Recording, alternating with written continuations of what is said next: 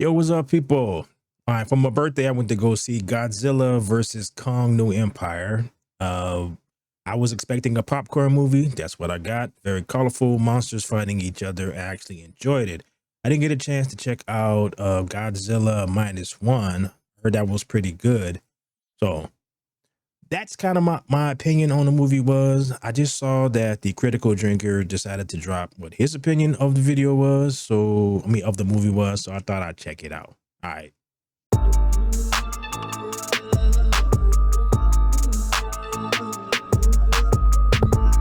All right, here we go.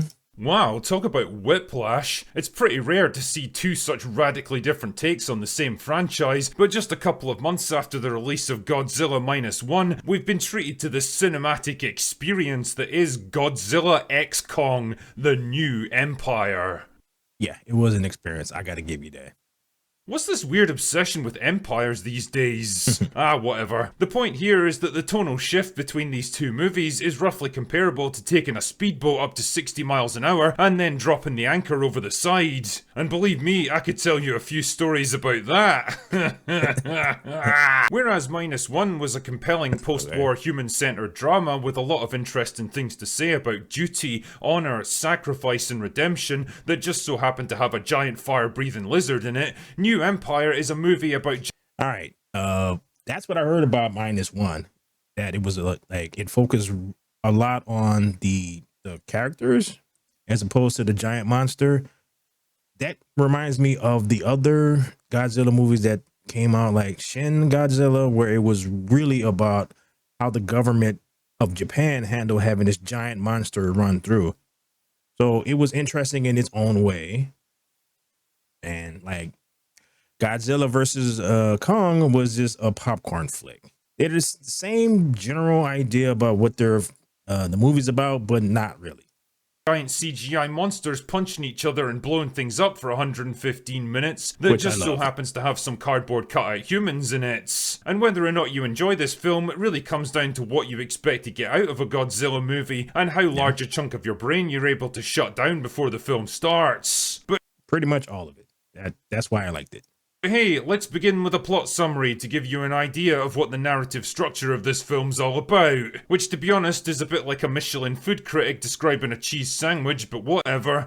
Right. Monsters fighting monster. That's the plot summary in a nutshell. Here goes everything. So New Empire is set a couple of years after the events of the previous movie. Kong and Godzilla have decided that things just aren't working out between them and they've gone their separate ways. Godzilla's keeping the peace on the surface while Kong has gone down into the hollow earth to look for other giant monster apes just like him. And as it happens, it's not long before he finds them. Meanwhile, the cartoon humans are looking after the girl who's the key to everything when suddenly they pick up a mysterious signal from deep inside the planet, and that causes the girl who's the key to everything to have crazy psychic visions. Because we have to give the humans some kind of involvement in this story. Anyway, Godzilla picks up on the signal too and realizes there's another big fight coming, so he eats a nuclear power station to absorb all the radiation and charge himself up. Actually, it's a shame they couldn't have directed him towards Chernobyl or Fukushima, to be honest, because it would have probably solved two problems at once, but oh well. Meanwhile, all is not going well. That's putting too much thought into this. Like, I don't think they thought about that much. Like, again, it's a popcorn movie. So turn your brain off. That's how I looked at it. Well, for Kong, he runs into a tribe of giant monkeys, but the leader doesn't really like him and beats him up with the help of a giant ice monster that freezes his arm. Because it turns out the evil giant monkey once tried to conquer the entire world and got his ass kicked by Godzilla, but now he's up for round 2. So the cartoon humans go down into the hollow earth with the girl who's the key to everything, because now we just kind of take along small children on borderline suicide missions into deadly environments and no one even bothers to question it. Like, if Yeah, that's what I thought when I saw this particular part. I'm like, why would you bring one? They had one dude with a gun. Everybody else was kind of there. I was like, okay, if it as the title goes, it is what it is. they don't care, then why should I? Anyway, then the cardboard humans find an underground tribe related to the girl who's the key to everything, and it turns out the mysterious signal was actually a telepathic distress call from them. Because telepathy is a thing which shows up on scientific instruments now, I guess. Well, I'm convinced. So with the giant evil monkey preparing to All right, to their defense, they picked up a signal. So, yeah, it's a stretch, but yeah, they were sending a signal. So, okay.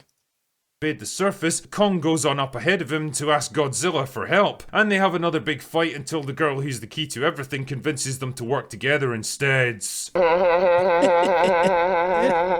Yeah, You serious? But Yeah, will pretty Giant accurate. Monkey and Giant Lizard be able to put aside their differences long enough to defeat Giant Evil Monkey and Ice Monster Thing before it can trigger a whole new ice age? And will any of the cardboard humans survive the battle? Also, does it even matter when you know there's probably like 10 more of these movies on the way? I said earlier Yeah. that what you get out of this film is going to depend a lot on which interpretation of the Godzilla universe that you personally find appealing. If you were gripped by the well-constructed human drama and serious emotional tone at the core of -1, not to mention a Godzilla that actually felt like a genuine threat to humanity, then there's not a whole lot here to get you invested.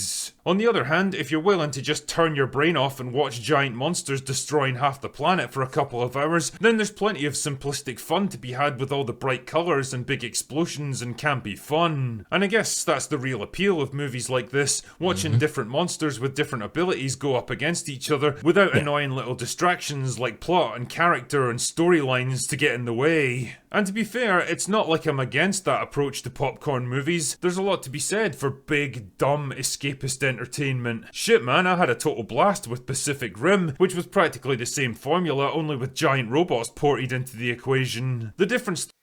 Yeah. When I first saw that movie, the 10-year-old in me was very, very, very, very excited about it. Because giant robots fighting giant monsters. Gotta love it.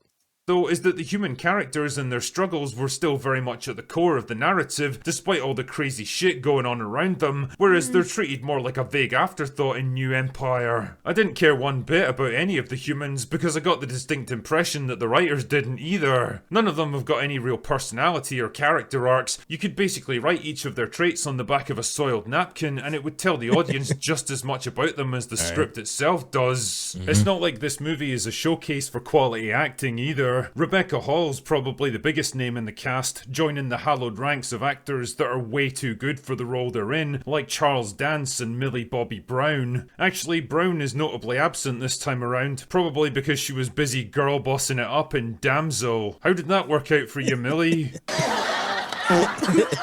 I also love how there's not even a vague attempt to give these creatures a realistic sense of scale and inertia now. The Godzilla from -1 was slow and ponderous, as he should be. He was like 500 feet tall and weighed more than Movie Bob.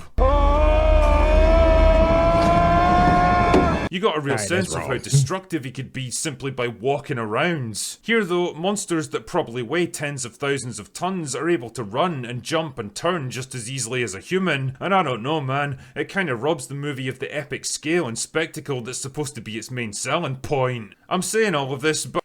Alright, the ice monster went from, it actually changed sizes, which was crazy to me. When it was captured, it was like tall, like smaller. Then when he was riding on the back of it, it was like a pony size, maybe a little bit bigger than that. And then when it was fighting Godzilla, it was huge. So it kept growing. And then after the fight, it shrunk back down to like pony size again so that Kong could ride on it. It was the craziest thing. I'm not sure if it was that they didn't notice or they just changed its size to fit the scene, which was like okay, but yeah, that was interesting.